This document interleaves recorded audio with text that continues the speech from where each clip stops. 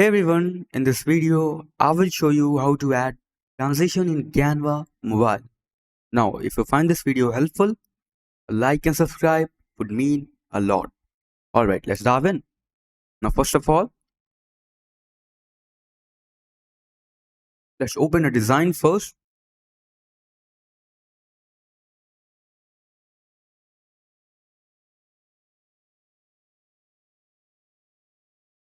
Now here you can see, I have two videos. Now I want to add a transition between these two videos.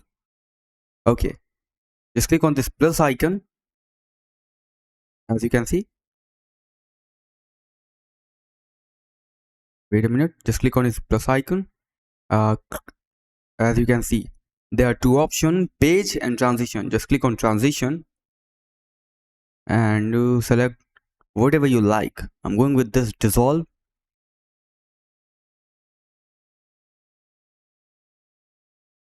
Now my transition is added. As you can see the result like this. So that's it for the video. That's how you can add a transition in Canva mobile. Thanks for watching.